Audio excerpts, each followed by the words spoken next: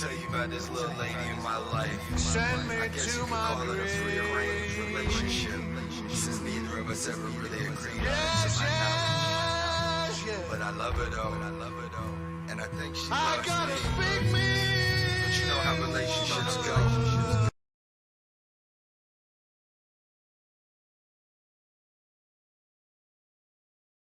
And honestly, probably the reason you get sucked on me if you're properly addressing she in my presence, blind with pride, just live the dream. Made to believe the deviation from her plan would lead to the devastation of a nation, no one around me. How can this be? Actions opposite of what she preach. Tells me be free, then she over short is on my leash. And I overlook it, can't believe that she's crooked. Look at everything she done, plenty blessings I took from just the thought of it gets me shook. Double cross me, she wouldn't, couldn't fathom the plots and plans against a man when she cooked. Come on, put it. Know I love you and it's grown since birth. Elementary, learn your pledge. Tell me why you came first. Blood, sweat, and tears drop in the bucket. So much more you're worth. No, you never do me harm, and I'm defending you to dirt. So send me to my grave. Come on, come on, come on, come on, come on, baby, yeah. Send me to my grave. What? Big bitch gon' be the death for me. Yes, yes, yeah. I said yeah. Oh, yeah. I got a big mean woman.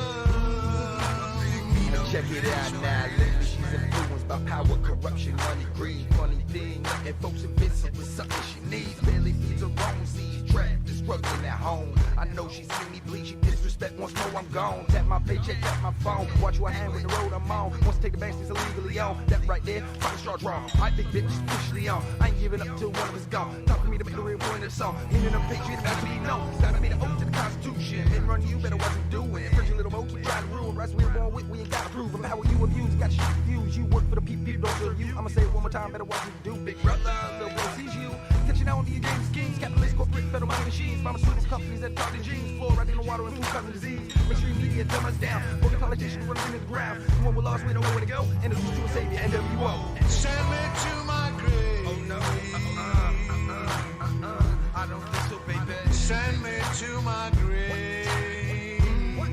Big bitch won't be the death for me. Yes, yes, yeah. I say yeah. Oh, I got a big mean woman.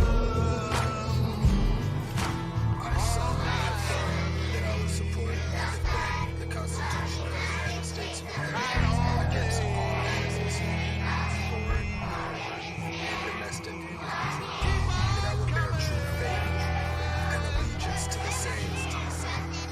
So help me. Yes, yes, yeah. liberty and justice. Steady losing.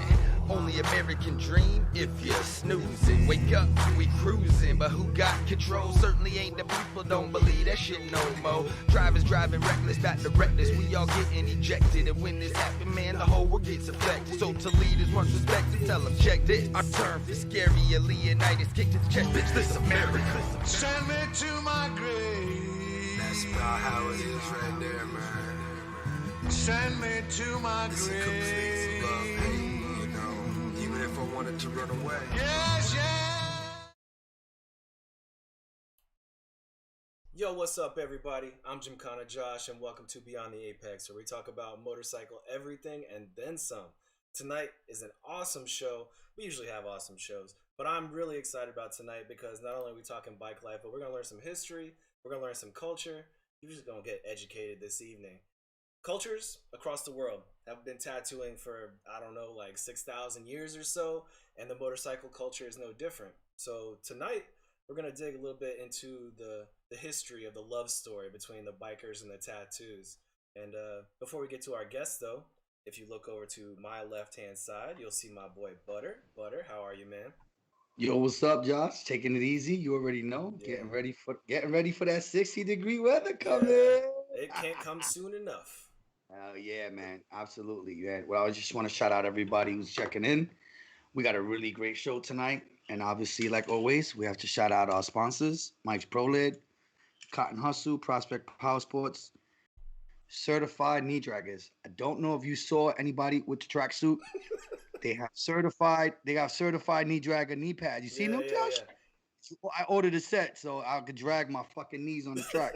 So definitely check out Certified Knee Draggers. The event is already halfway booked, guys.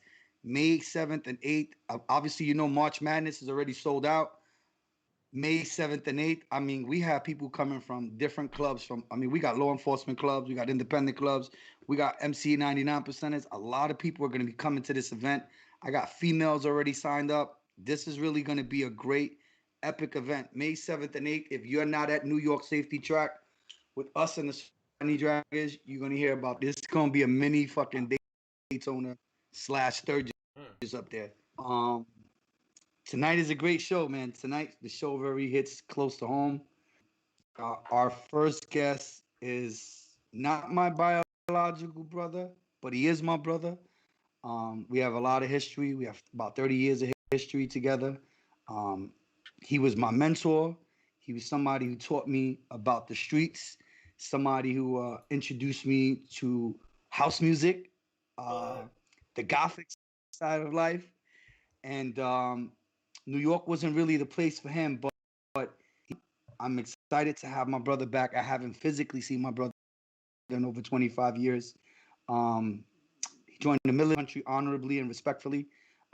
He has opened his tattoo shop.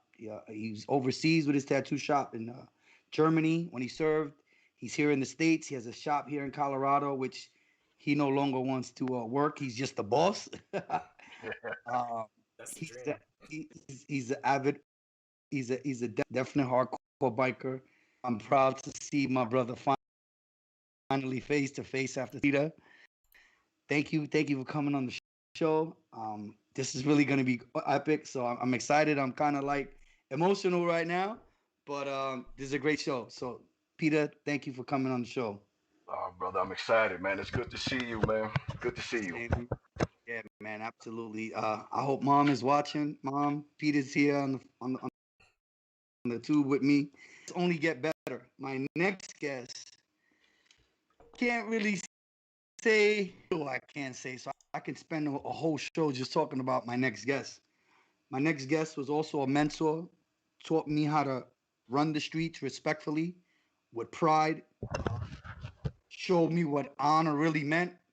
The first time I ever actually took time to write a book or read a book, it was called The Book of Five Rings, which he kind of made me read this book because it had a lot to say and it had a lot to do with what we do now. Also introduced me to my favorite movie, and this movie is some people have seen me in this costume for Halloween, A Clockwork Orange, which was a great book, an awesome movie. This is a movie that ties me a lot to this special individual. He is a biker for as long as I've been alive, and before that, because he's my dad's brother.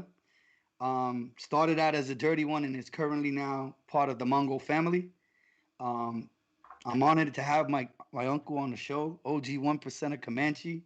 And I want to thank the powers that be that allow all this to happen. This is really an honorable show. Welcome, welcome. Yeah, both you guys, thanks for being here for sure. So as I said in the beginning, tonight we're talking about bikers and tats. It seems like in a lot of places you can't have one without the other, and maybe that's not such the case anymore. But we're gonna dig into it a little bit.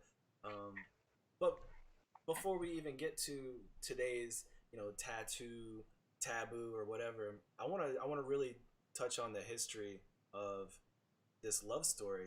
Like either one of you, like where do you see the tattooing and the biker thing kind of crossing paths? How did this whole thing come about?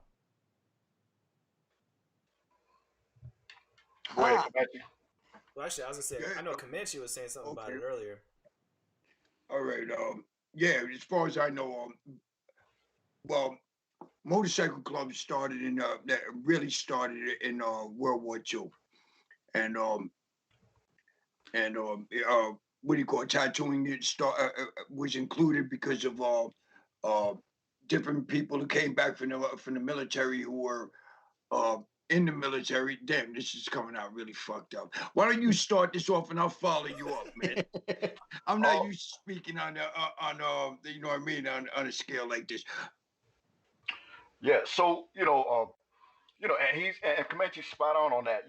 Brothers from the military, particularly the brothers in the Navy.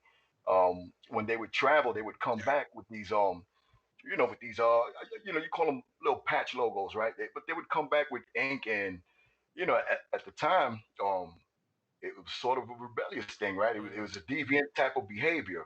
Um, as far as the history goes, it dates back really to about 6,000 years ago. They have this Yes.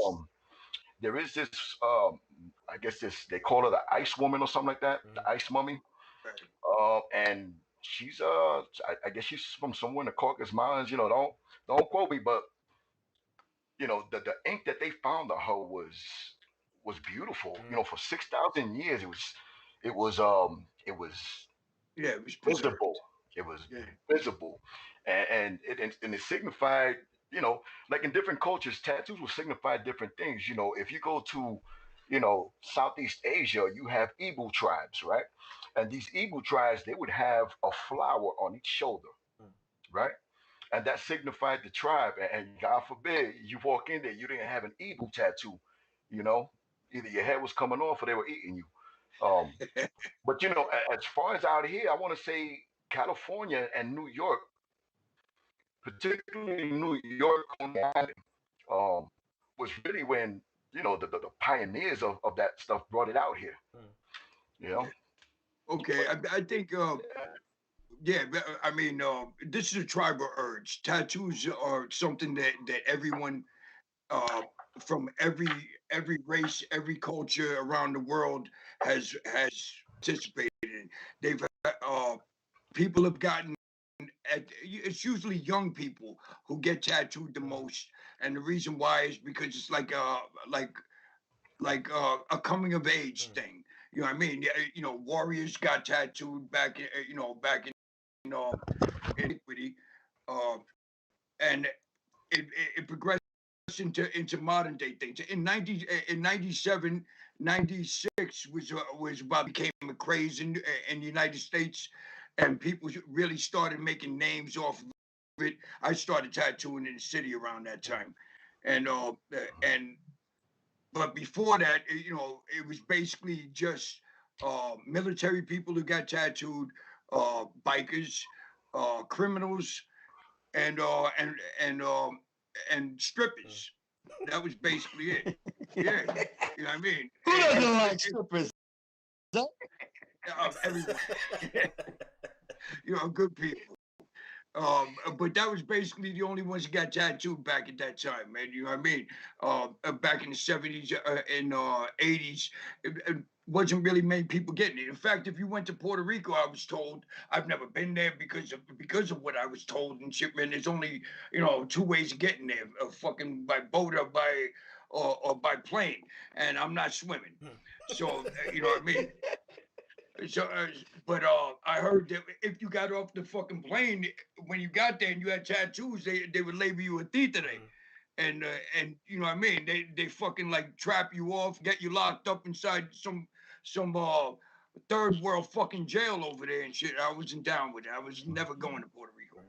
So it also goes back further, like you said, in the after World War II in the 1940s and 50s.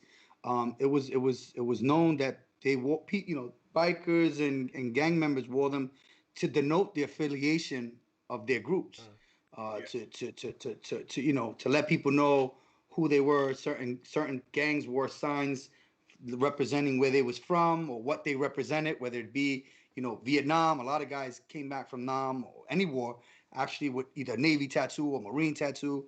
And then some of those guys who became bikers, especially in the 40s and 50s, you had military men of different race who represented different things. You had Nazis who wore swastikas. They put swastikas on their bodies to let people know. And so yeah, in the 40s and 50s, it became really big. New York Yeah, City. the swastika is a funny thing as far as tattoos are concerned. In New York City and shit, man, we didn't have the same connection to the swastika as most people around the country did. You had blacks that wore swastikas in New York City in the Yep. street gangs.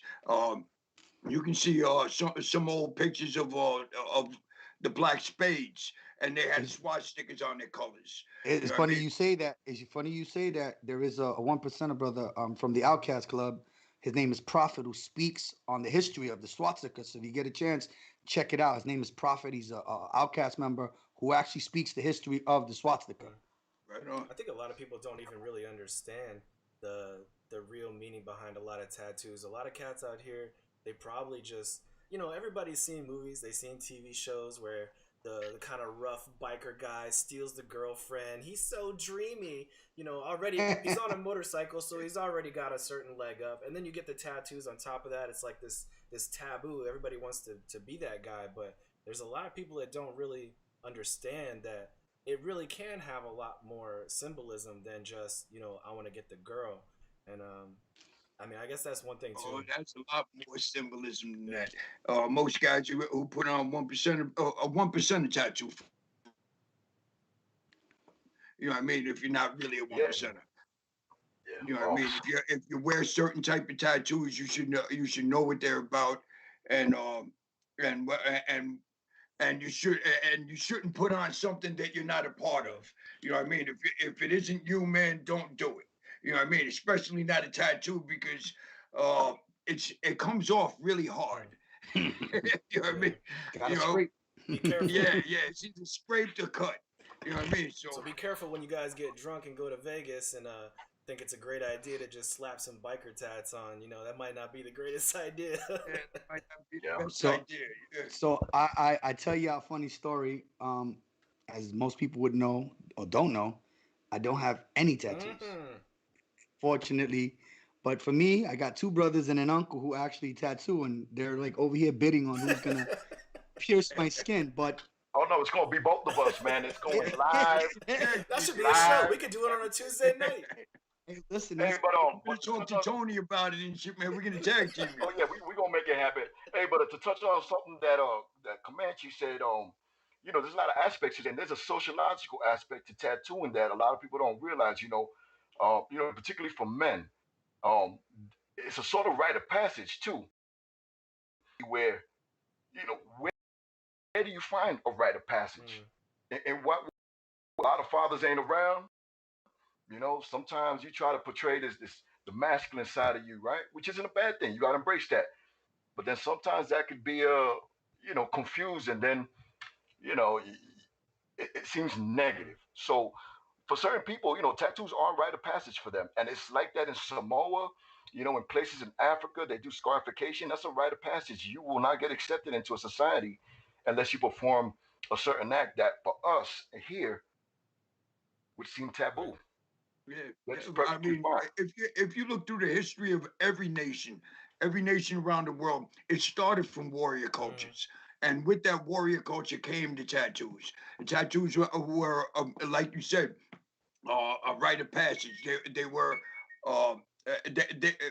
by wearing a tattoo, you showed exactly what you've done, what you've accomplished in your life thus far as a warrior. You know what I mean? It's been and it's shown in every culture around the world until we became more civilized. You know what I mean? It's funny too. That I want to shout out our boy Justin, not Justin that works behind the scenes on the show, but one of our other track buddies, Justin, because he actually runs a podcast of his own called The Forge Project, where he talks about men's development and how to be a man in today's society. And this dude's got tats all over his arms, like he just owns it. Like not only does he do the rite of passage or show the tats like a masculine quote unquote man, but he also realizes there has to be another level to it. There's a different intellectual level that you can get to. Yeah, so I got some Uncle Comanche. I got Uncle Mikey Gringo. He's on the chat, and he says, "Do you remember Brooklyn Bill?" Now we were gonna talk Hell about. yeah, I got tattoos of his right now. So that's what me and Pete were talking about, like Brooklyn legends, like Huggy Bear, Brooklyn Bill, Michelangelo. Yeah, I got like, a tattoo from Huggy Bear too. Yeah. Oh hell yeah, same here. 15 years old. So a lot of people don't realize like those were the go-to guys in New York City. I was one of them at one time. Remember, I worked in Sunset Tattoos in Brooklyn. It's a neighbor. You become like, yeah, that's the rite of passage, bro. You know what I mean? You become someone else's rite of passage. I'm sure there's a bunch of people with my abortions on them that can attest to that. So there's like a lot of, so most guys have the 1369 patch. Some people have the 1% patch. Some people have the FTW patch. Um, Everybody has obviously knows better than to put something like that, but there is consequences about that. And as club members, Well, it isn't just that. explain to It's people what could happen. imagine walking into a prison, getting busted for something stupid in some place in some foreign state, and you have a fucking four-leaf clover on your arm. You go into the wrong prison with that on and shit, man, you're fucked up. Yeah. You know what I mean? It don't matter if you're That's Irish or not. yeah, exactly. It don't matter what nationality you are. You come in there and you have what you had to do, and you're wearing signatures. Yeah, that can have dire consequences. It's But like a lot of people see people with tattoos with the teardrop in their eye, and you already assume that that person might have killed somebody. So that person could have put it on to be cool, and then might get into some beef. And then what happens that the person you get into beef with might think, "Oh, this guy is a real killer," and then he just goes and kills you. So Oh shit. Yeah, that's well, poetic justice. but here's the rules, man. If if I got a if I got a client who's in a motorcycle club, and he wants that patch or whatever, then usually if they understand what their rules are, I'll get it endorsed by somebody in that club. It could be a sergeant at arms, particularly. That's preferably who I'd want the authorization from. Because there could be rules within individual clubs where you can't get this until you're in 2 or 3 years, and you're not privy to those things. But if you have a ranking member who who is most likely going to be there, chilling with them anyway, that's where you get the blessing from. Yeah, and it is a blessing. That's like an honor to do somebody's excuse me, club tattoo. You know what I mean? Whether it's their 1% diamond or their full patch or something related to their club. And I can remember every tattoo I've ever done that I did on a member. You a member of a club. You know what I mean? And those are all honorable. You know what I mean? So it's yeah, yeah. Usually, I mean, if you're somebody like you, yeah, you took the step to find out uh, if uh, if the person's allowed to get the tattoo. You know what I mean? I never had to go to that route because usually I know who the person is Yeah, before I did it. Did you guys right. start doing tats before the bike life, or were you involved with the motorcycle thing before you started tattooing? So for me, I've always been an artist, man, of some Mm. kind. I think back when I was in kindergarten, I remember art. And then after kindergarten, they don't teach I art no thought you were gonna more. say But at you had kindergarten you were doing your first tats. no, no, no, no. But this is an important point though, because everybody has the potential to be Mm. an artist, right? We all do the same fucking thing in kindergarten, but at first grade, you stop doing all that art stuff, right? Now you're actually learning things. And the ones that have that, I guess they lean more towards right-sided brain Mm. thinking, right? Um, they stay with it, man. And so with me, it was basically just art, man. Comic books growing up, graffiti in my early teens, and then when I was in Germany, I seen one of my boys from damn fucking public school, the Angel, right? And I saw he was tatting, and that put the bug in me, and I bought my first kit, and I started Mm. learning. But let's make no mistake, I was doing little pin tattoos as Mm. well. Yeah, yeah, yeah. Hand poke. Yep, Yeah, yep. yeah, yeah, But it was definitely a transition from doing hand poking to professional tattooing. yeah. And yeah, in 2008, that's when I started my journey, and I picked it up so good that in a month, from getting that damn supply, in a month a shop was calling me to guest Hmm. spot, and I called my boy the Angel from Sunset Park. I don't know if he's still tattooing out there. he Um, does part time. yeah. He's part of a studio called Sunset. He actually sold the tattoo shop that he had. It's called Sunset Tattoo. Shout outs to JR, who is the new owner. Mhm. He's definitely he donates a lot of his Damn, tattoo time for shop charity. So fast. Yep. When I was there, it was fast shop. And I do sunset tattoo. uh It's been a while now. JR has had it for a while now. So, Yeah. It is but in he the comes same in. place, 57th Street, right? It's on 47th Street between 5th and 4th Avenue. Yeah. So, if you definitely want to check out he's a good shop. There's a lot of good artists there. Um, yeah, D'Angelo, he's not there anymore, full time, but he comes in periodically. Um, yeah, he's still around. He's still around. Some people I know have No, gotten no, some I work done from him. when I worked in with Vash and on 57th, it's 47th Street. Yeah, um, anyway, they had a different spot up there on 47th and 5th. Worked there. I don't remember the spot at the moment, but Yeah, yeah. So they have a new tattoo parlor called Sunset Tattoos. yep. Yeah, And it's pretty good. Good guy. yeah, He's a biker it's- himself. His father was a biker. His father's still a biker. Out in Florida, they do a lot of charity work with us. Um, Jr. has donated tons of tattoo time to people to help raise funds for charity, especially breast cancer. So yeah, definitely shout outs to them. I wanted to talk about how some people in some cultures the neck tattoo is very popular. I know now with the MC culture, it's pretty big. What's the big fad behind it? Me, of course, I don't have any tattoos. I don't know shit much about tattoos. I know there's some good artists out there, but that's about it. yeah.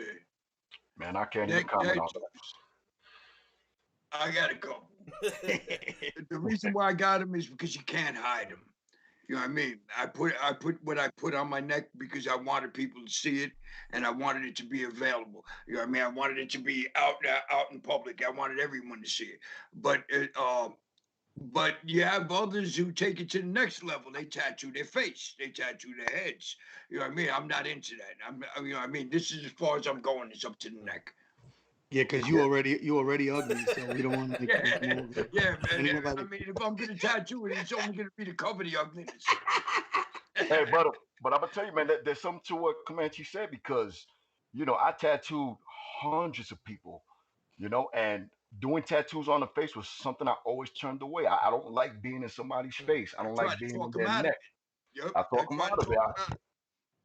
Yep. I know actually when I first turned 18, I got my first tat on my back and didn't even tell Right, my passes, parents baby. right away. And it was something I could hide under my shirt.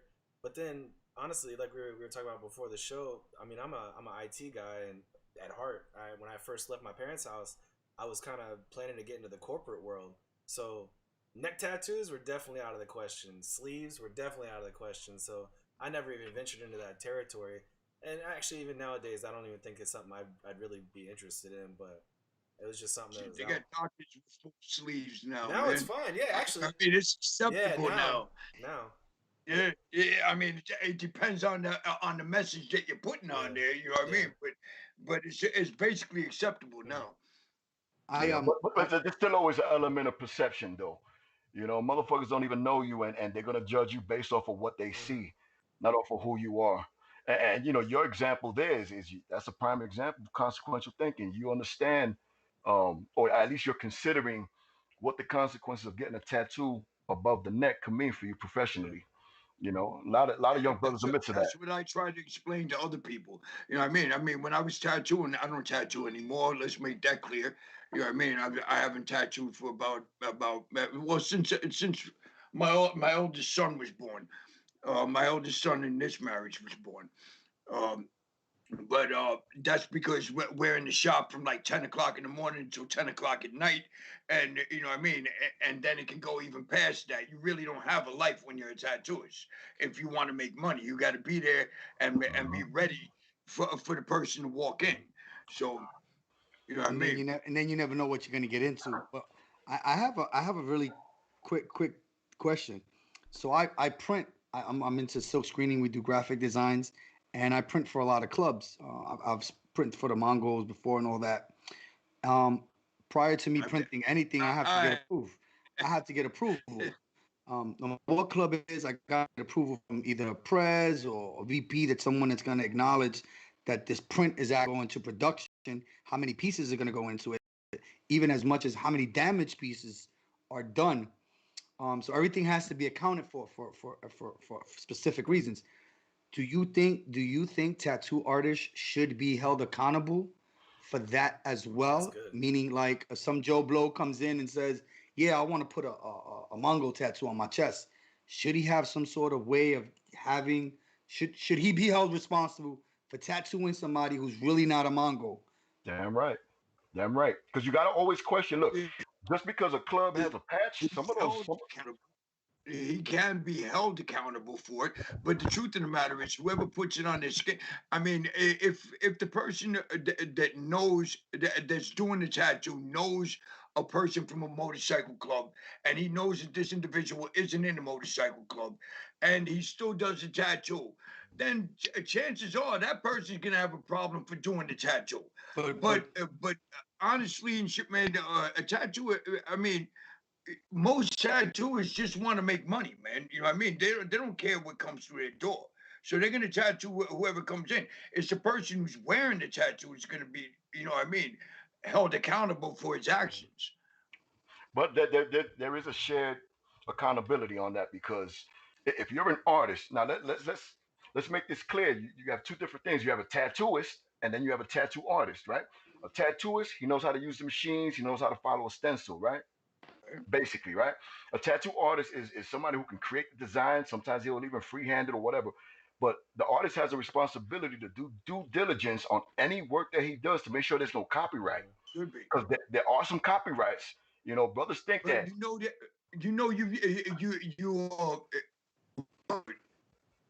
you pay for. All right. So if you go to artists and shit, man, you can to hold up what do you call it, the proper protocols. You know what I mean? Of what most professional would be they won't do what they call tattoos. You know what I mean? They'll, if you go in there with a patch of some sort, Mhm. they won't do it because they believe that they're breaking the law or Mm. whatever. You know what I mean? Or along that line. But Right. but yeah, I mean, you can't hold a tattooist accountable for somebody's stupidity unless that tattooist knows that he ain't supposed to be doing that. so we You Right. know what I know, mean? so we know that Martin in 1846, after the Civil War, right? I'm in New York City. Um, excuse me, not that's a long way back. Um, the known origins in the first tattooing shop in New York City was started by Martin Hillebrand. You guys know the history of Martin? No, I know about Sailor. What is that, Sailor Joe? What's his Sailor name? Joe. Yep, Yeah, yep. yeah. It's I the know about him. so I didn't know. back then in those times, in like we're talking about it now, like you said, even in Puerto Rico, back then you could only get a tattoo if you wasn't traveling abroad. It is said to believe that it is, and this what you said earlier about Puerto Rico dates back to as far as not 1870, where you were making tattoo accessible for citizens who were not able to travel overseas. Yeah, So you know about the pandemic that happened during was it World War I or World War II? yeah, Because most tattooists worked in and they would use this water you know what I mean, because they places didn't. They would use the same water over Mm. New York, getting tattoos on. Had a epidemic. Hepatitis epidemic that occurred. Do you know? no, Mhm. I do No, you not. didn't know. All right. Well, anyway, I thought you were going in that direction. Yeah. uh, no, so it's funny because we're talking about bikes and tattoos, and so a lot of these guys that, like you said, went to war. They had tattoos based on what service branch they were in, or what shit they were into, or what culture they were into, or what tribe and stuff like that. And then those guys to the states, and you guys can tell us a little bit more about that being um, a lot of this stuff came after World War II, right? Where bikers decided to come home, didn't have anybody to come home to. Yeah, there was They a bought lot. their bikes. They were kind of rebels without a Yeah, cause.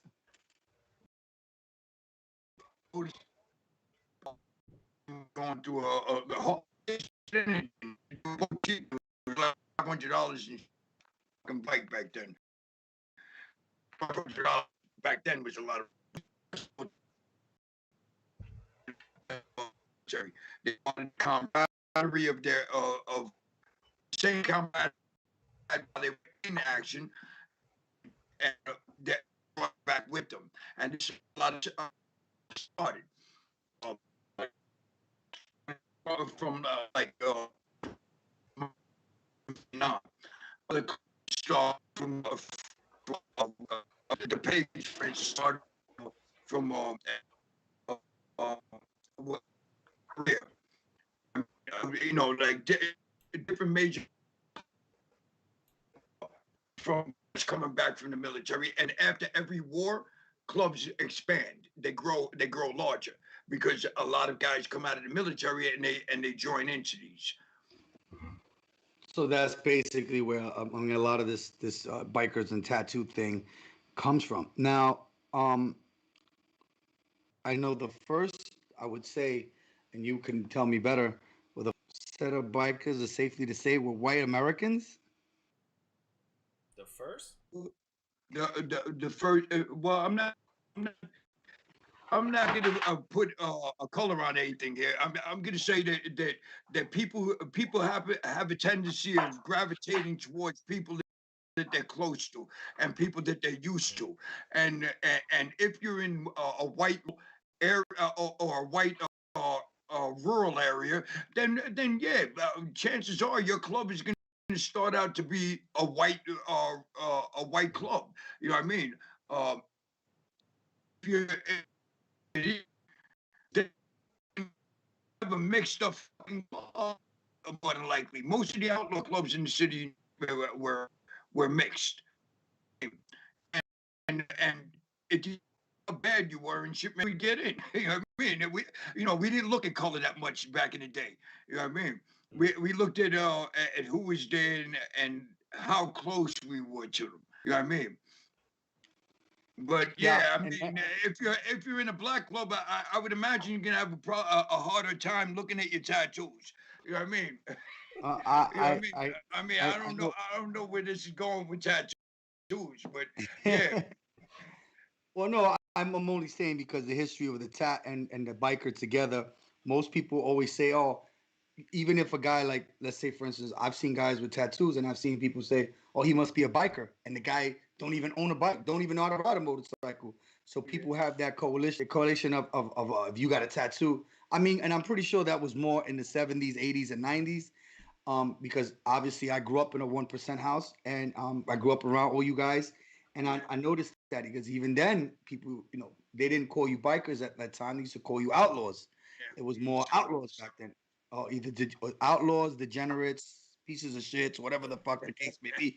it But if you depends had, on who was talking. Yeah, yeah, yeah, yeah, and who they were talking in front of. Yeah, but and so that's a good understanding for people who ask like, where does the culture of motorcycles and tats come in? Obviously, a lot of these guys who came back home from the war came back to nobody. There's people, we know people personally that yeah, came back home from Vietnam and even Iraq. I know friends that came back from yeah. Iraq that don't Cali, know, don't yeah, have no friends, no family, and they came home and they joined the motorcycle club because the motorcycle club, a lot of clubs, especially in the 70s, had a lot of Vietnam vet brothers, blacks, white, Hispanics, even Asians that were part, because there are some guys who I know that are Asian and they're bikers. Um, so the history comes from being around certain people, like you said, even in the war. When you were in the war, you were depending on a total stranger, and I guess that's where the bond between the that's bikers and the biker okay. bros. Let's look back. Let's go back to the swastika. All right, the swastika in the '60s was a shock symbol. You know what I mean? It was basically used. Well, actually, in when they came back from World War II, it was because guys came back with memorabilia that they took from the dead bodies of the people that they just killed from their enemies. So they wore these things to, to show, I picked this off of fuck I just killed. You know what I mean? And they showed their pride from that. But the citizens looked at it and they were like, oh my God, they're Nazis. You know what I mean? So they started wearing them more to keep the citizens farther away from them. You know what I mean? Listen, man, not for nothing. Most 1%ers just want to be alone. They just want to be left alone to ride and do their thing and hang out with their brothers. Hey, they don't want to. They want to bring people up, and citizens that don't know what their lifestyle is about. You know what I mean? So the best way of doing it is to scare them off. So I give you a little history. The swastika was never really meant to be a negative symbol. It was not. It's like a Buddhist No, symbol, it's isn't it? actually the wheel. In 10,000 BC, the swastika symbolized at one point was a paleolithical figurine of a bird. The stork. If you look at a stork flying in the air, it has that kind of swastika. So it's symbolized in that type of scriptural writing, what it really meant. And then in the history of the Holocaust, when you speak about the swastika word came from the swastika, which means good fortune. So Exactly. the swastika, yes. So, yes. Okay. So you have a center and you have four arms. Those four arms represent the four directions, or north, south, east, west. Elbows. They represent the four seasons. All right. Yeah. And then you have four forearms, let's say. All right. And they represent what was it? The four seasons, the four elements. Yeah, the four elements. That's it. So now you have a continuous cycle of life that's wrapped around the four seasons, the four elements, and etc. And they're continually rotating. All right. So Hitler took this and made it into a negative thing. All yes, right? because even in your culture, Comanche, which we all know you're Indian, the swastika was a symbol of well-being in most Indian cultures, even as far as Hindu and Buddhism, and like Jainism. Yes, yeah. And of course in the Holocaust, they discovered that Hitler used it. There's been people who've obviously they've used it for propaganda. They've used it for hate crimes or whatever the case may be. There's even a time. But it also keeps people away. If you see a big ass, you're gonna go up to him and ask him why you have that. No, you're gonna leave him the fuck alone. You know what I'm saying? Nah. So a lot of guys get like peace, for brother, that peace. It's all about the seasons. You know what I mean? I'm glad you asked. Nobody ever asked me that before. Let me buy you a drink. Yeah, that's so fun. I'm not getting no swastika tat. That's for sure. Yeah, I mean, let's go to a different one. The cross.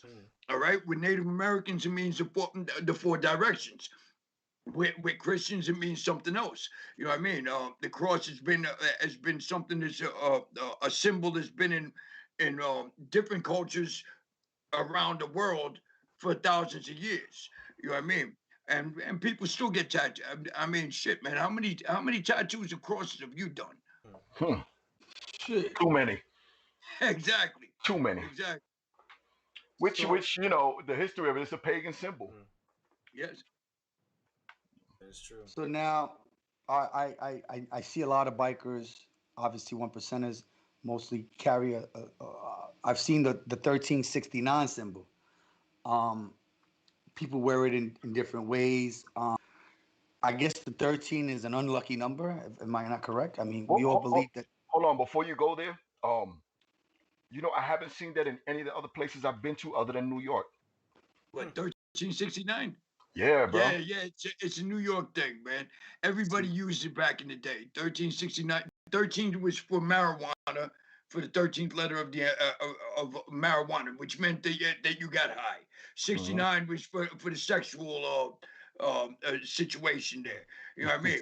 And that's basically what it meant. Okay, now in some in certain clubs it might be different. You know, that the 13 meaning M for murder, the being a revenge hit. You know what I mean? But in New York City, basically what that meant was those two things. And there goes the history lesson on the Yo, that's 1369. Yeah, no, Okay, and I say FTW. that because since I was a kid. I've wondered what that was. Yeah, Anytime I walk around and I see the dirty ones, FMD, ASD, 1369. Yep. 1369 was on there, and Yep. I never knew And what it meant. you want to know something ironic? I'm from a club that where our name is comes from the 13th letter of the alphabet. So we have 13 and 69 because 69 was Hmm. Mm. you know what I mean. But Mhm. that's just a coincidence, man. You know, I grew up with 1369 also, and FTW or forever two wheels. So is FTW the same thing like in New York? Same, it's a New York thing? Because I know, No, no, it's a Dad's club world, has it too. I know Uncle Mike but has it it was on his originally patch. forever two wheels. Yeah. Ah, So, okay.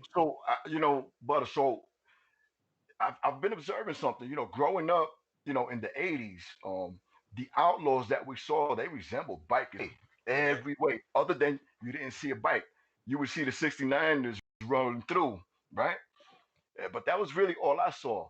Um, but man, the way things are done in New York, the bikers We that were grew up out, off of the movies, man. Back in yeah, the remember the Hell on Wheels and the Hell's Warriors. Angels on Wheels and all this other, CC Rider, Rebel Riders, Mhm. all these different biker movies. Remember the exploitation movies of the later '60s. It's That's funny you where say that. clubs, where gangs in New York City, uh, started from. You know So what I I mean? give They you, started from watching that shit. I learned a funny thing. We were just talking about how movies are very influential. Shout outs to the dirty ones. We got Twin and Chino on the checking you out, Unc.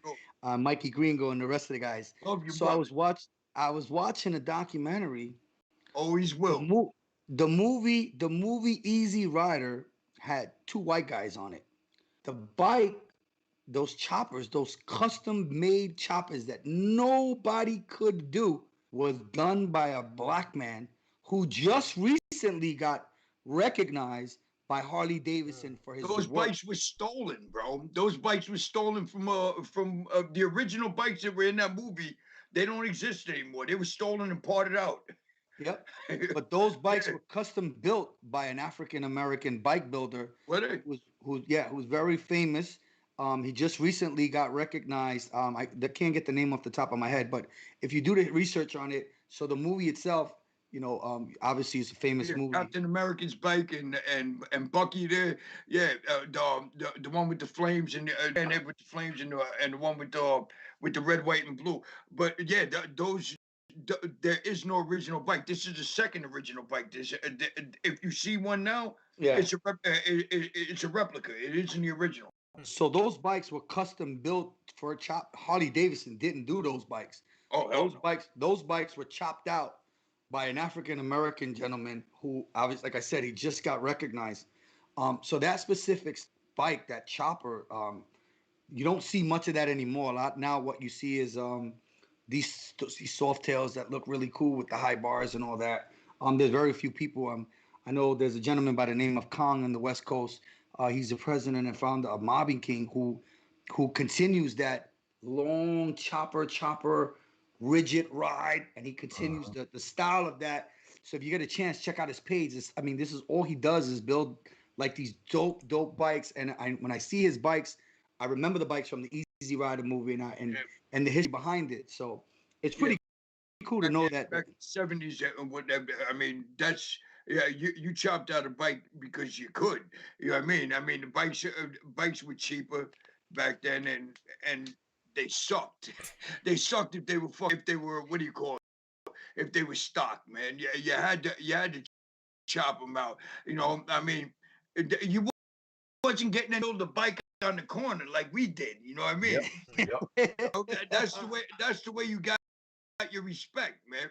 You know, everybody had to see you building that right on the corner in the gutter. You know what I mean? Yeah, you didn't want to. I, You I, didn't want to be. You didn't want anything in the back with one of those bikes. You're gonna get all that oil, all that shit. You didn't want to be riding in the back of a pack anywhere with those bikes because parts were falling off of them shits. You know what I mean? You had to tighten your bike after every ride. now, I know a little bit of the history here in New York City. I know at one point, bike builders back then. I know Cobra, who I recently saw, Cobra, who is Cobra 69er. Shout out to the 69ers. I actually bumped into them at Anthony's garage, and I walked in, and I'm like, that man helped me build my bike in the middle of the fucking night and shit, man. You know what I mean? I didn't even call him. I don't know who called him, but he showed up and he started working on my bike out of nowhere. I love that guy, man. yeah, I actually bumped into him about a month ago. I was coming up the block, and I saw Anthony's garage open. Tony Tiger's son, and I seen Cobra in there, and I'm like, oh, I had to get out the car. I was like, dude, I thought you were buried somewhere in fucking La La Land, because and I know at one point he was the go-to man here in New York City, along with Nelson from Nelson's Hog House. So I know those were the two main guys here on the set. I mean, there's a lot of other mechanics here in New York City. For Brooklyn, you say? For Brooklyn, those I'm were sure the they had a guys. couple guys up in the Bronx that were doing that thing too. But yeah, in Brooklyn, they were named. Yeah. That's really cool, and I was glad to see that they're actually both still alive and working on bikes, even in their youthful age right now. Bro, that's a dying breed, man. You know, the mechanics in New York back in the days when it snowed, they build a little snow igloo around the car, and bam, that's what they were working at, man. Actually, I was gonna ask. I Is there remember. even I remember. is there even a really big community of choppers and that style of bike around here anymore? I really haven't seen them out here on the street much. Not in New York. In New York, everything Not is New full York City. bagger. You got I mean, a rigid frame in New York City, bro. When you had to do it, it was cool. But bro, you got potholes all over that damn city, man. You ain't riding through there on a rigid frame. You're gonna kill yourself. Yeah. You're right. I mean, the only people doing like real serious chop work is Rock Boy Choppers. Shout out to Meatloaf. They do some really amazing choppers. We were actually in the city. I mean, know these guys do it. What is that? Indian Larry Legacy. they still do it. But Rock Boy Choppers does it, but they do it more with a lot of the baggers they just completely take off the front, throw a 30-inch wheel on it. I know Meatloaf he's got a really nice custom chopper that he does now. It's got an air ride suspension, but the front, it's pretty decked out, long, and it's got a 30-inch wheel on it. But you're right, it's not much. You don't see much of that here in New York City. Again, there's a gentleman by the name of Kong Mobbing Kings. If you guys want to check out his Instagram, he's got some amazing builds. He's actually built these bikes that are they have like a rustic color to it. There's like no paint to it. Some of them have paint, some of them don't, but he has some really, really cool work. You can check out his Instagram page. He's got followers galore, man. He's a really great guy. He does a lot of charity work. He's actually friends of my guy Mike from Mike's Pro Lid. Actually, that's how I was introduced to the guy. So I really see a lot of his work. Really, really cool. Really cool brother. But there's still some people that like that style. But obviously, like you said, in New York, it's a pain in the ass, literally, to ride one of those. Yes, Why ride one of those when you can ride a nice airbag suspension? Yeah, especially nowadays, everybody wants to make it to the next state. You know what I mean? And those type of, they were great. They were great to grow up on.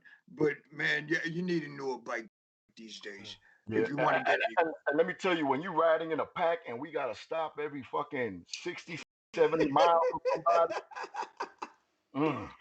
Shit's falling off of your bike and shit, man. You never hear the end of that.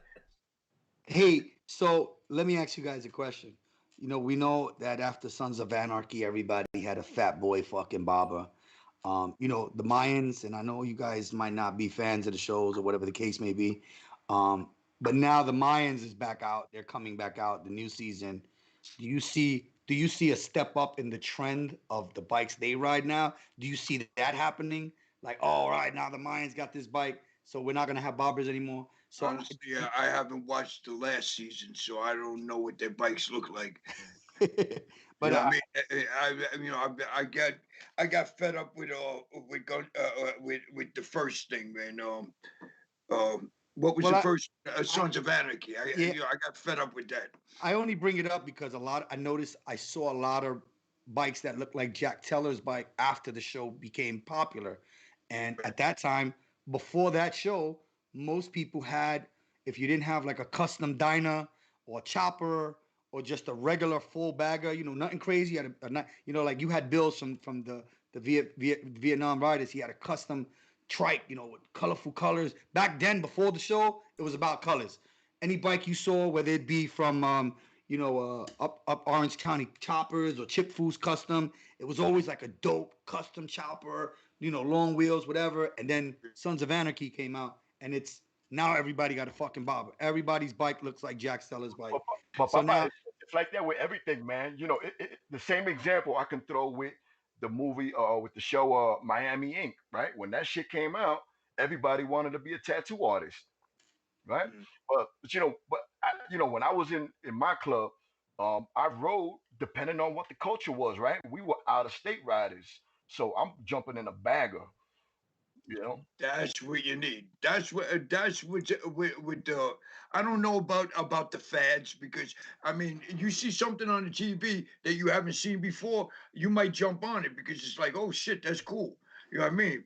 And the fads begin like that. But when it comes to actually riding, man, you need a bike that's gonna get you there. you You know know what I what? mean? I'm gonna say something, and I just realized it. Uncle Mikey just posted. Shout out to my Uncle Mikey Gringo. He's out in Kansas. He said, "Shout out to the real bikers who still kickstart their motherfucking choppers." If you still do that, man, you're a badass, bro. But I mean, I don't think it's gonna happen, man. I did that. I just remember I just had a fucking Kickstarter 4 years ago. You know what I mean? Worst thing in the fucking world, bro. You don't want to have a Kickstart past 50. I've never had that pleasure. Not yet, at least. Yeah, man. Yeah, you'll rip your shins out too if you learn it. Man, you know what I mean? Especially when it's cold. Mhm. Nah. Well, Uncle Mike is in the West Coast, so he still got some of Yeah, his knees. He probably still yeah, got some, and some liquid in. he might be talking that shit about a Kickstart bike, but he got a good bike, man. You know what I mean? He does. He's Got a good electric bike. start. He probably has a push button to start that shit from inside his house. Yeah, you're right. He making that airplane money. He probably could jump start. Oh yeah, you know He what I'm probably got a saying? fucking app Oh, that does that shit. yeah. Well, they're I coming mean, soon. that shit right into his front door. Oh man, Yeah, this is but good. to that point though, you got some solo people that they're gonna rock what they see on TV, but when you're in the club, man, you're gonna adapt to the way everybody rides. If you're on a small 1200, man, and we moving, man, you got to step that game up, Get a little man, because you holding that. Yo, Yep. speaking of kind of falling in the pack, to kind of go back to the tat thing, would you guys say that it's kind of like uh not really an accepted thing? Obviously it's accepted, but is it really like a necessity when you join a group like that to get the tats to kind of look the part, or is it still kind of like a Nah, bro, nah. So from my experience, you got to earn that shit. Everything you get, you earn, man. That's why. That's That's why why you it's can't let so nobody important take to it have. away. Yeah. That's why it's so important. When you do get it, I mean, there's a lot of brothers that ain't into right? tattoos. You know what I Mhm. mean? And if they're not, God bless them. You know what I mean? But if they are, you know what I mean? This is it's like we were saying what do you call it? A rite of Mm, passage. Once you earn it, hell yeah, I right. want it. You know what I mean? If I can wear it, fuck yeah, I want to wear it. Yeah. Why so many brothers do wear it. You know what I mean? Because only a handful of people have that. Yeah. or have the actual right to wear But it that. wouldn't be. You know So what I is mean? it? So that's weird. So tattoos, we don't give a fuck about the Mm. tattoos. It's the quality of the Okay, man. okay. So it wouldn't be frowned And that upon if somebody was like, Nah, I No, don't even think anybody gives right? a fuck. You know, it's the quality of the Mm. man. I I Is could he testify. reliable? I could testify to that because I don't have any tattoos, Oh, and that's gonna change the though. the right. yeah, Well, We seems already like got people in the chat talking about Yeah, kidnapping you. I think they said your whole back's gonna be covered at some point. Damn right. well, I could. listen, I'm man, just. it'd be better and shit, man, if you just go along with the program. If you don't, then it might go a different way. You know what I mean? I mean, listen. Again, it's not that I didn't. I don't know. I made a promise to my. I mean, of course, maybe I think I'd do it. But what I was trying to say, like what Josh said, is a rite of passage, or do you have to do it? Josh, I've been a biker my whole life, and I don't have a tattoo, and yet I'm beloved by a lot of people and respected by the most important people in this community. So for me, I think it's come a long way. Now, I didn't have to have a tattoo to have, because like what Peter said, people don't respect the color of your arms; they respect who you are as a man. And I think the most important thing about being a biker, tattoos, your bike really doesn't mean much. You can have ass bikes, man, but I'd rather ride with the dude on the crappy ass bike, because that motherfucker got more heart, more loyalty, more honor than a dude who's riding around in $100,000 fucking bike. Yeah, So for and me, well, I'd it rather. all counts on how much money you got. You know what I mean? But man, the outlaw life, the biker lifestyle, the outlaw lifestyle is about, you know what I mean. In my opinion, it's about, you know what I mean, showing face. You know what I'm saying? And and man, it's the baddest motherfucker that I know is the one who doesn't get led around by his nose. You know what I'm saying? So if you don't like tattoos, then you shouldn't wear them. Don't wear them for the next motherfucker. You know what I'm saying? Because you know what I mean. That means you're soft. You know what I mean? You wear it because you want it. And if you don't want it in shipment, then don't wear it. I'd rather You know spend what my I mean? money on. I'd rather spend my money on bike parts anyway. But but but hey, Josh, you do have people that they'll get this tattoo to fake the Mm. funk. And when I was VP in the club, I changed some things around, right? So one of the things I used to, as soon as a motherfucker puts a cut on, Mm. now he's a gangster. Yeah, It's yeah, like, bro, they get patch heavy motherfuckers. Yeah, if you're trying to figure this shit out they in your get figured 20s and out. your 30s, you're too fucking late. Yeah, Too late. they get figured. People get figured out. I mean, that's the thing about this lifestyle, man. It happens over time. You build a reputation like anyone else builds a reputation over time, and if you're a phony, it's going to come out. You know what I mean? So it doesn't matter how many tattoos you got, how much chrome you got on your bike. All of that shit don't matter, man. It's gonna be found out eventually. If you got a good heart, you know what I mean. And brothers love you. They love you for the guy that you are, not for the guy that you portray to be. Right. That's right. Absolutely. And that's really. And hey, listen, I got actually one of my guys who's pretty good with history. The gentleman who we was talking about, the choppers, his name is Cliff Vaughn, African American chopper inventor. Oh, He was God the damn Cliff Vaughn. He was actually a guy who started on the first choppers, and worked on those bikes on the movie Easy Rider. So thanks a lot to my brother Justice. He's definitely on the check-in. Yeah, we had a lot of All people on the right, check-in Josh. tonight for real. The Yeah, chat was man. You alive. got, listen, Black City Riders, you got Dirty Ones, you got the wives on there. I mean, you got Black City, you got obviously you got our Hustle King family up here. We got Big Lou in the building. There's a lot of people in the building. Justice, my boy Ruben, Christian, she's a loyal listener. Shout outs to Kristen. She's been a part of this whole thing since we first started. A lot of respect and love to her and the whole Black City family. I even got people from the neighborhood talking about Michelangelo tattoos back in the days. It's actually, I called him. He's still in business, man. Yeah, Michelangelo's right. still in business, man. that dude is a beast. A beast. I don't know many people that can push out the kind of work he does in the amount of time that he does it, man. Yo, listen, and Consistent. I've never seen someone high on heroin be so talented. See, I Well, didn't, I didn't know, I that's didn't know what anything everybody about that, was bro. back in the day. Brooklyn Bill was down like that. You know what I Mhm. mean? Everybody. I mean, not for nothing. apparently the drug is what got them motivated. You know what I'm saying? Absolutely. But I've seen guys who was hooked on that shit. Fuck people up too. You know what I mean? Well, it happens. It happens. I mean, and listen, even with the stigma of him doing that, he's still one of Brooklyn's famous artists. I mean, there's Yeah. documentaries on him. He's done some phenomenal work. I've really not seen much. People say he fucked anything up because he wouldn't be in business if he You did. ever having a Huggy Bear? Man, I think Huggy Bear probably died, man. Yeah, How? yeah. Huggy Bear did pass away. I have an interesting story with him. So, Okay. for my 15th birthday, me and my mother, we went and got a tattoo from him, and yo, it was sketchy as fuck. But the dude was cool, right? And I was so intrigued by him that I started like drawing all kinds of shit, right? And I brought it to him to get him to print the shit. And he was like, I wouldn't tattoo that on somebody if they paid me. I was Uh, like, yeah, yeah, yeah. He used to come out the side of his neck every now and then. yeah, Yeah, yeah. But yo, you know what? That motivated me, man. And that made me work harder. But I know. props to him, man. This man wasn't buying supplies; he was making his needles. You know, the Yeah. pitted needles that they don't even sell anymore. The shit that Hey, holds With, paint the best.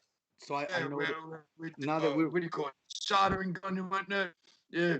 Yeah, so yeah. You had to so make all your shit. so we on the subject of tattoos.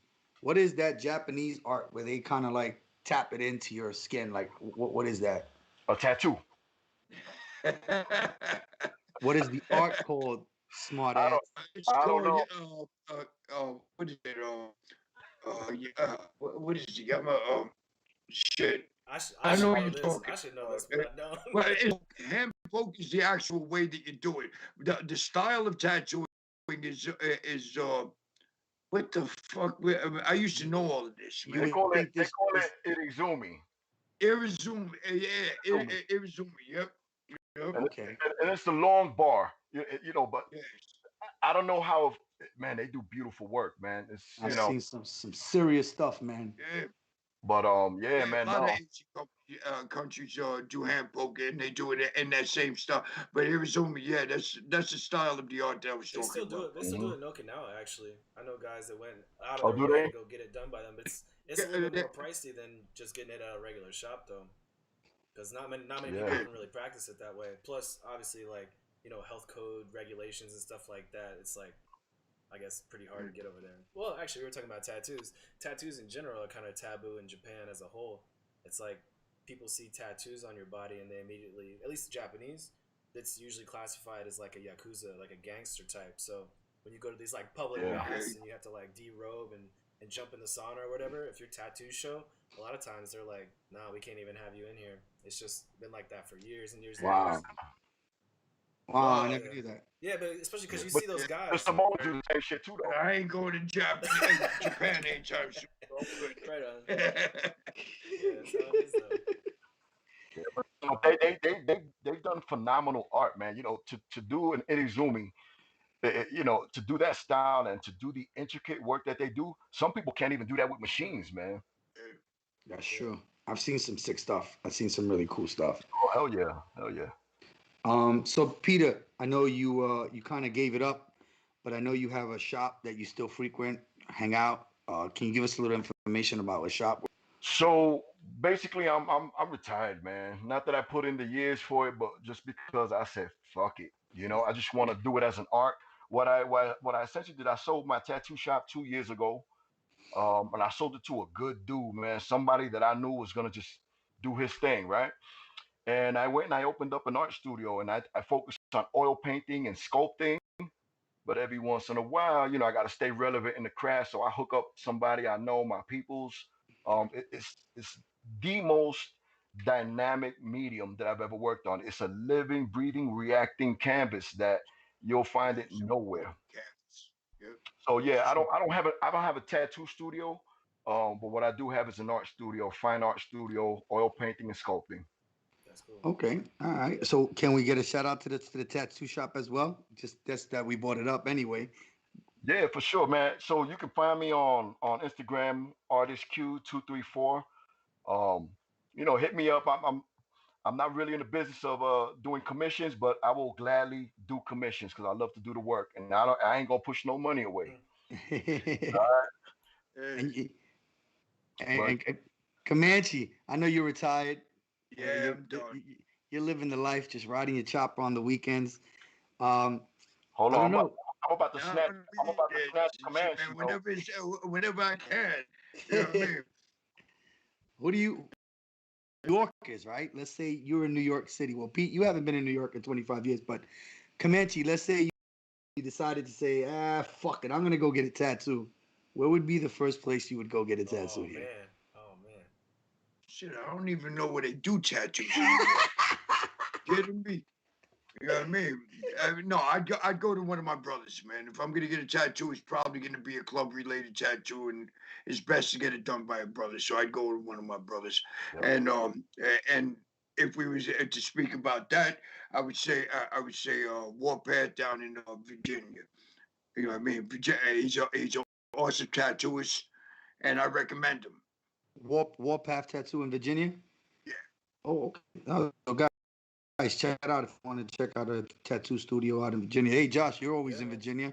You might I want to just got stop back. in. I just got back actually. He's just man. He's an awesome brother. You know what I mean? If you're gonna get some good work, if you want some good work, that when you're Now, in let me Virginia, ask you a question. Now, this would be good for some people who watch the show, like myself, who's on the show. What would be the first? Well, no, this is a good question. What would be the first get the fuck out of this shop that will run through my head if I walk into a shop and I see something I shouldn't be there getting a tattoo artist? What would be the first thing? Ooh. So I would tell you, inspection records are public record. So check the inspection record, right, with the health department. Um, that would be my first thing. Okay. Check portfolios. But we're not checking fresh tattoos. We're checking healed tattoos because that's where the skill comes in, right? yep, Every tattoo looks fucking good and fresh when it's new. it's It's new. when it's healed. What does it look like? Those are the things you want to look at. And that's usually the question I ask people when I see their art and I see some really dope art. I be like, yo, how long you had it? So I guess that's something good to know. Like if I see somebody with some work, over 10 years old and it still looks like it's been painted fresh, that's Mhm. got to be some good work, That's huh? good tattooist. Yep. Okay. But a lot of times, man, the client needs to know what the fuck they want, man. A lot of times y'all don't know what you want, so I'm like, yeah, all right, I got you, and then we're gonna do three fucking different, right? I'm gonna give them a Yeah. choice. Um, so if you want color and you're looking at a dude who just come on, man, you got to do the work. Yeah. The dude doing black gray can probably Yeah. knock it out, but Do that's your not his shit. research. Sure, public records, man. It should be there. And I think in New York, Comanche, I don't know if you know this, but in Colorado, the artist doesn't need to be licensed, just the shop. Right. And I think New York, the artist has to be licensed too. In New York, the artist has to be licensed, not the shop. The shop doesn't have to be licensed. In All New they York, you so need a long as they fucking have license. so long as they have a tattooist that is licensed, they can tattoo. Yeah, they can have the shop open. You know what I mean? But each tattooist has to be licensed in the city. Upstate New York, there is no license. They haven't regulated that yet. Ah, okay. Good to know. All All right. right, Josh. It's What about else? that time. So it's Josh, come on, give me something. no. I was about to One last question. one last question. Okay. Well, I would say what is well, I think we kind of already covered it, but the last thing on my list here was what should people be weary of before they go out and get a bunch of tattoos? I guess that could be part of the health regulations. It could be part of the biker tats. But like anybody that's maybe watched the show and they're like, man, these guys talking about how cool tattoos are. I want to go out and get a tattoo. What should they keep in mind when they go do that? Um, think about your fucking future if you're young, Mm. right? If you're in your 20s, doing how that tattoo can affect it, right? For women, if you're gonna get a tattoo, if you get it while you're on your period, it's gonna hurt more. Hmm. Just gotta let you girls know that. A lot of y'all don't know that shit. All right. But really just think about what it is that you want, man. Don't settle. Hmm. And what's that saying, Comanche? God damn, what is that saying? Free is man, I Free don't Get even is what you more pay expensive. for. yeah, Free is really not free. Yeah, well, I mean, you get what you pay for, man. If you there pay you for a go. $15 tattoo, chances are it's gonna look like $15 worth of Yeah. work. There You you know go. what I mean? And always consider that if the tattoo's expensive, you're not really paying for the piece. I mean, you are, but you're also paying for the time it took this motherfucker to learn Skill. You're everything paying he for the knows skill. to be able to do Yeah. that. Yeah, man. So Yeah, if you're gonna tip a damn waitress for some food, you're gonna shit out in a few hours. Let's think about tipping the artist, because man, I'm telling you, yes, yeah, that man. For some motivates. reason, people think that they shouldn't tip a tattooist. You know what I mean? That man is living, that man, woman, whatever, is living off of that work that he's doing on you. You know what I Yeah. mean? Show some Yeah. appreciation. And not only that, if he's working at a shop, he's taking a cut. Yeah, He's yeah, not doing the exactly. whole thing. And you So don't know what the cut is. Some shops is 50-50, some shops is yep, 75-25. You know what I boom, mean? And everything in between. You know what I mean? yep. Some shops they have different rules. So tipping is important, even if the person owns the shop. Mm. You know what I mean? Because that person's probably on a budget. Yeah. So what I would say is once you find your artist, you know he's legit, you know his shop is legit, everything is on the up and up, on the down low between you and him, and tell him, hey, by the way, man, I'm a good tipper, man. That's Yeah, it. Done. yeah. Let them know in Just advance. throw it out there. Yep. Don't even beat around the bush, right? Bro, that's what I do with barbershops. I'm like, yo, take care of me, man. I'm a good tipper. Oh And yeah. next thing you know, I'm getting love. So yeah, Absolutely. bro. I got one more question. I always heard, is it really bad to get a tattoo while you're drunk? Yes. You bleed, right? Yes, alcohol is gonna make you bleed more, and it comes out watery. Mm. You know what I mean? The blood comes out watery, which means that the ink isn't gonna hold as well. It's gonna bleed out just as bad as the water. The watery blood is coming I out. messed up a couple That times. goes out. I messed That, up a couple times, that man. Cocaine either. Cocaine, and you damn sure don't want to be doing acid on a damn tattoo. I'm gonna this plead, go. I'm gonna plead the fifth right here. Lord. Yo, Oh, if you my brother, you my peoples, man, we gonna party. We gonna Oh, party. yeah, but don't do it while you're getting ink, man. You know what I mean? Because you gush, you Yes, fucking don't. gush, man. You Yeah, gotta don't. pay now extra that, for the damn. now that you say that, Pete, when we do go to Colorado, right, we get trashed as fuck. Oh no, How you long? can't do that. Comanche said we can't. We do. Listen, man. We get the tattoos, business first and shit. And after that, we can hang. All right, Yeah, cool. So yeah, tattoo first, then we get banged out later. but for you, we want you nice and clear. Hell yeah. All right. Hell So yeah. y'all Yep. fuckers better catch me coming off the plane. They could probably make it happen. Shit. Pretty sure. All right, man. Let's wrap this up, guys. All right. Man, Josh, Well, do your thing. Yeah, so we're about to start winding down now for all you people at home. Thanks for joining in. But before we get out of here, we're going to kind of just go around the room, just give our guests a chance to kind of shout out the people they want to shout out to and give us some information about whatever they want. So, Comanche, please, say hello to the fam or whoever you want to, and let's get out of here. Right on, man. Well, whoever's watching this, man, thank you for watching. You know what I mean? And much love and respect. I hope you have a great night and a great life. Thank you for that. And Peter, what you got for the people at home? Much love to you three, man. Comanche, it's good finally meeting you, man. Yeah, You a yeah, legend. it's good meeting you also, brother. And I think I heard of your name when I was in 5th grade, so that's a long time ago. Butter, my Yeah, man. brother. Hold on, man. You got a little white in the beard there, man. Oh, Don't be saying oh, that. yeah, oh, yeah. I'm like, you've been around Blowing for me a up there. while.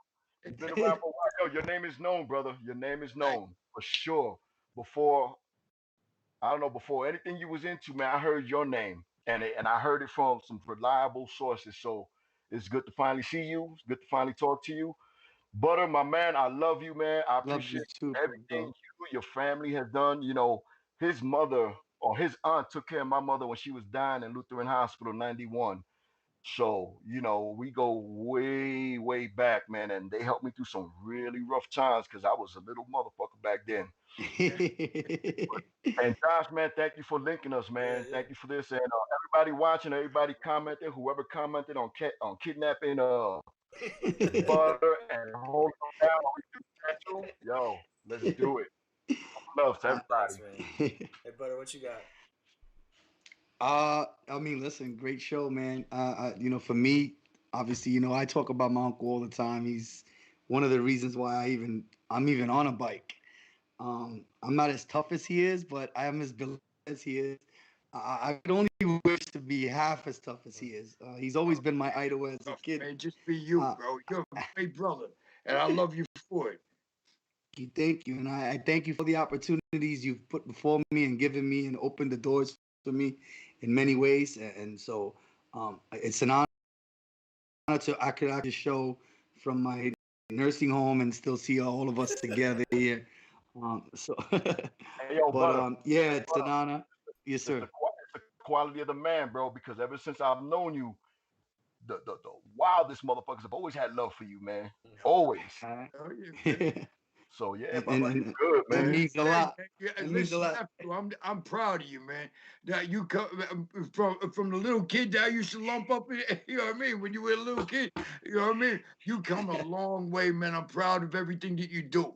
You know what I Thank, mean? Keep doing what you do. thank you guys. I really Yeah. appreciate that. You the And last of the that breed of cocotazos, man. The cocotazos don't get Word. fished out no more, man. I know. I still try to give them out, but ACS nowadays want to fucking lock you up for that shit too, Oh man. yeah, Yeah, man. yeah. Shh.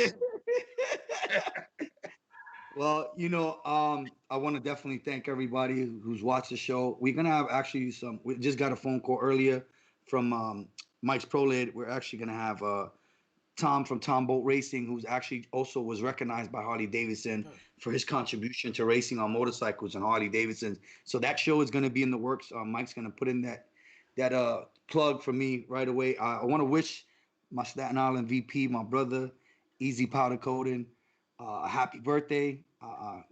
Well deserved to many more, my brother. Love you, respect. Thank you for carrying the club the way you do and the amazing powder coating work. Guys, if you're not bringing in your bikes to Easy Powder Coating by the end of this week, don't don't be upset when you bring it in the following week and your bike ain't ready till July. Don't be mad at him. Yeah. Be mad at yourself. You had 90-day interest-free financing and you didn't bring the bike. They had So all if winter to bring in the bike. yeah, they had all winter to bring in a bike. So happy birthday to my brother Easy. And I want to dedicate this show, which is a special show to me. Like I said before, but my very good friend Yummy. She's the wife of Carlos, head of Certified Knee Draggers. She's actually the boss of Certified Knee Draggers. She's recovering from a bad illness. She's doing really good. Yummy, I love you. Speedy recovery.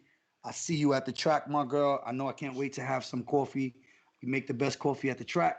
And get better. So with that said, good night, my brothers. I love y'all. Love you too, brother. And for all you people at home, like I said earlier, thanks for joining in. I really appreciate it. We both do. Come back, join us every week. We do this on Tuesday, 8 p.m. Eastern Standard Time. Me, Butter, whatever guests we have on for that week, we talk motorcycle, everything, and then some. There's a lot of stuff going on. The warm weather is coming around the corner. There's track days, there's car shows, there's bike shows, there's charity events.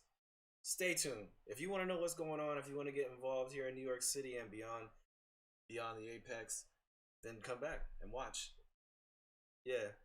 March, April 17th, our 5th year anniversary. Oh yeah, Anybody, yeah, anybody wants to come out? Hey, Unc, I know if you want to come out with the big boys, you're all welcome to come down. It's our 5th year anniversary. I spoke to a couple of the bros. They said they'll pass the flyer around. That'd be nice if they showed up. But yeah, April 17th, our 5th year anniversary. Come a long way. And yeah, there's a lot of great events. So if you guys want to get up on any events, the May 7th and 8th event is already almost sold out. So get on that if you guys want to be at. There's a lot of events coming out. So DM me. I can put you on the big charity tomorrow for this Saturday. Huge charity event for a biker who went down in the Bronx. DM me. It is a private event. It is part of a club. If you're not affiliated with them, you probably don't want to be there. But if you want to help support who I support, you're definitely more than welcome to come out and DM me for that. All right. And just to wrap it up, as we talked about earlier, lots of bikers get tats. It can mean a lot of different things. Just be careful when you get these tats, people, because whatever you get, it could represent something that you don't want to be affiliated with, or that you don't know you're now affiliated with. But just represent something. And as I always say, leave this world better.